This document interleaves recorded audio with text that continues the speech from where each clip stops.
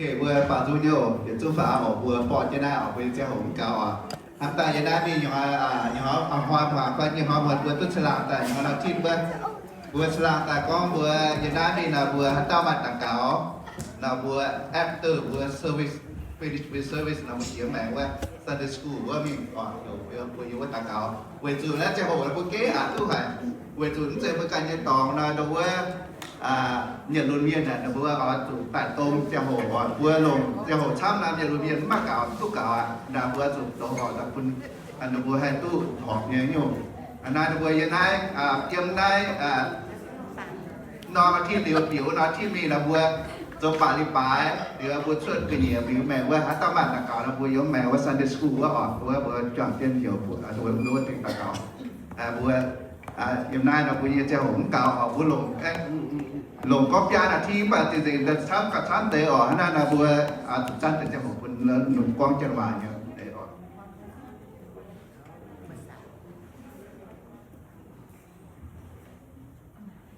nên tôi chúng vừa xuất xin ở tôi bảo tôi giống như thế cái gì tôi nhận gì hà tôi hoa tôi chọn gì xuất bản gì hà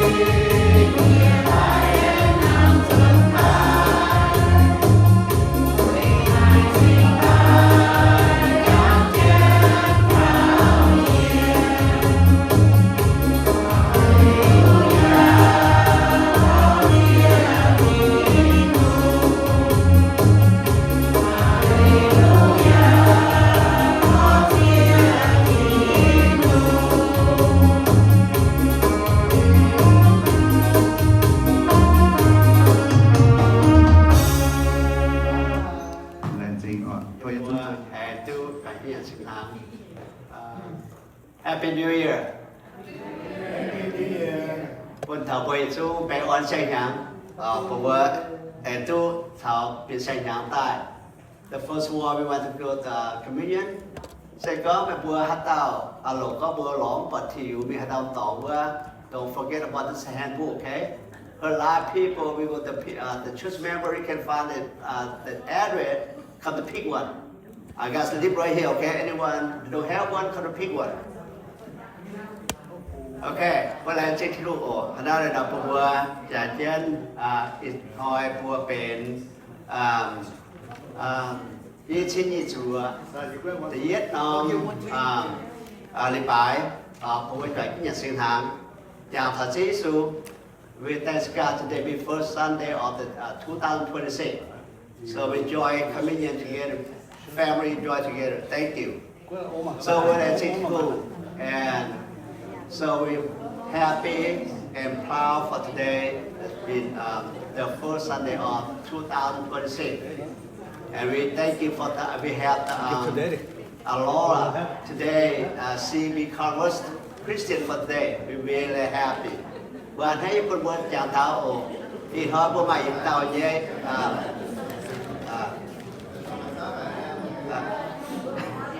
vậy bữa xe đèn chi thảo bố mày tao với đâu á tao với mùa vậy tao với bữa tôi xin thì cô tao mà tao tôi don't worry, okay, next week come by we give you more, okay. We got a whole lot on, don't worry. We got ready for you guys next week. It's another hope chúng như sách họ, quay trở lại mặt tới kinh sâu bên tàu. Okay. You know, kinh sâu, cũng chẳng thảo. The scripture for today is be John 6:50 to 51. Johann sâu, ta đùa trang, chế điểm thầm, yết điểm, với tổ liều hát một bình nhận sinh hàm mi ổ. Thì nó đi có thảo hiểu, nó đi có thảo hải tao nhà yếm thiên to chỉ ta nhé hôm hải tao nhà yếm thiên to chỉ ta nhé hốp mấy chủ tài ok thì nó chỉ phải mình sẽ biết yết chiều Giang yế châu giang thiết nhẹ nhận hốp yếm chín tông chỉ tài hải tao tú nhận hải tao nhận nái dùng nhận hốp úa tao tú yết liu giang chiến chạy nhỏ và tao phiền hăng nhỉ vừa xuất sấy ta bố mọi xuất sấy quê sấy vừa xuất sấy tao giang lao nhỉ我家老婆总都我做茶几树上面这样。We born, we had to live a long time. We born, we don't die. You know why? Only one is Christ. Promise for us. We live for Christ. And I just hope the one will be seen hàng cái tên số all. Carrie, don't mind come up pray for the bread.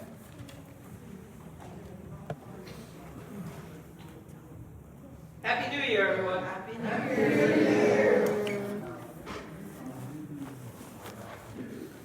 Let us pray. Gracious God, on this first Sunday of a new year, we come to remember, for memory is sacred. We come to celebrate your body that was broken that would make us whole. We come to honor you and pray that you will continue to guide us and lead us as we enter into this new year. May everything we do and say bring us life abundantly now and everlasting forever. We are grateful, Lord, for your sacrifice and for this community of faith. We pray this in the strong and powerful name of Jesus the Christ. We all say, Amen. Okay, the one who put the chips in our soldiers in all. Able to accept the bread, stand up please. Stand up.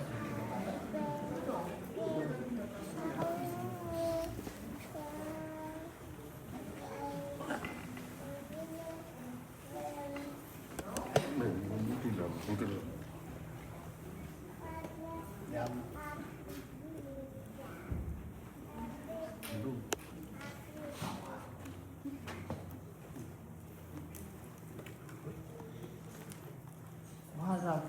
비리. 나 볼까지. 개발아, 비리. 비리 웹타임이야. 오케이, 뭐 칠때 있지. 손좀해. 되게 좋아.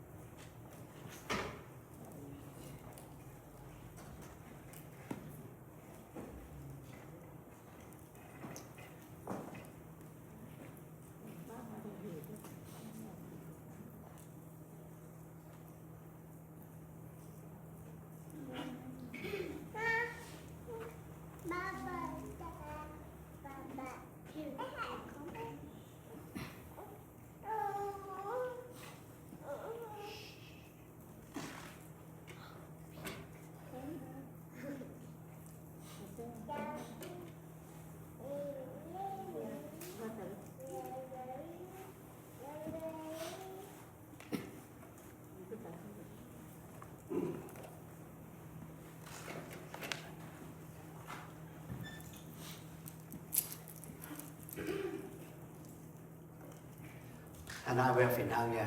And try to my episode to say we read the scripture. It's Luke chapter 22 verse 19. Hiện nay Luca sau như sự bị ra sự chúa yểm thì con Giêsu cho chúa tài lên xin liu thiên hồ chiều mẹ coi tài bùn sai khổ bùa và con nái ye như xin quê nái bê bùa xí nhẹ bê bùa ói chủ hang nái nó giàu quỷ chẳng ye bố chẳng thật có bố chẳng nhận xin hàng nái chẳng thật Giêsu bố mà chồng một hai lực khúc mà chỉ nhìn nhiều một lực khúc Giêsu mình. But do this and remember to Jesus Christ. Sometimes we're so happy and we forget to cry. And now you hold the breast and you pray. The breast become like the body of Christ. Hắn ái bởi ta cầu liều đền Chúa xây bên thang Giêsu xin. Hãy dần buôn nhậnอย่างthật Giêsu đi kia na bám kia với chiều bùa.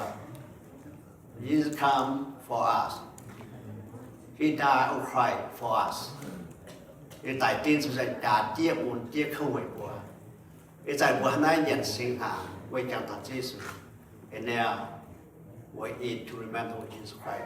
And now we eat together.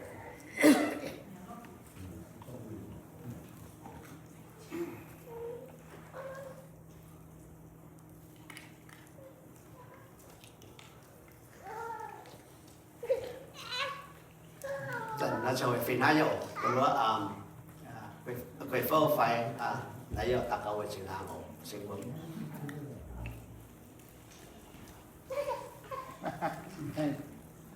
Thì nó có cho chết ta câu sinh nhà này thì người ta khi chết rồi, người thì là chiếu chưa à? Thôi giờ về chơi thì cũng còn là quỳ tú thì được cả chuẩn khi nó thì thay chiếu thì chân cái bùa giờ hỏi chân chiếu chuẩn kia nhận hàng chiếu à, nhận tin hàng nhẹ nhận liên hàng chiếu nhận có làm sát tại lại thì chiếu tu giờ phun gọi tự nhiên sẽ có tòa mình giờ chọn chân hốp nãy sẽ biết tạo chiếu nhìn giảm rào như với quân xin với túc phun gọi sẽ chiếu túc tự nhiên nhẹ giờ tiêu như với chi để vì túcเป็นchiếu nhìn làm nhiềuแรงที่จากเทียนเชื่อใจเบื่อตาเก่าหุ้มสิงเบื่อเต็งเชื่อยิ่งบัวอาเมน Amen. Okay, the phiên hai nhà quay trở với mày nhập kinh sâu. You will say we look at the scripture. Luke sâu như chỉ ra như chỉ nghiệm. Luke chapter 22 verse 20. Nhận liên hàng Giêsu cho chán ăn tiêu tài con nái nòm chán sẽ ye nhẹ chạm liệp tài ye xiang nghe hòa sẽ quỳ bề bùa liều xuất tài on á sẽ Giêsu sẽ có một cái tà cầu nó nằm chán sẽเป็น grape juice เมื่อตาเกาหลีนำจานเป็นทางที่สวยงามฝิ่นหางแย่ผู้เป็นเจ้าเท่านายจะเป็นเจสูนี่ไต่เต็มหลังกาบนพัวเดียวสาวพิจิตร do the same this the cup here before we not pray this big the grape of juice if we pray this become like the breast of Christ so we're doing and to remember Jesus Christ and the breast he rent over sea. This is our ministry. But when it fought in who close to the cry of the car. So it's an example. Boy, I can't go ahead and non but don't that hope. Yang thật chiếu sự tiếc buồn tiếc khâu về bùa. You're suffering for us. He died for us. And now we're doing remember to Jesus Christ. It's an example but don't that hope. Yang thật chiếu sự.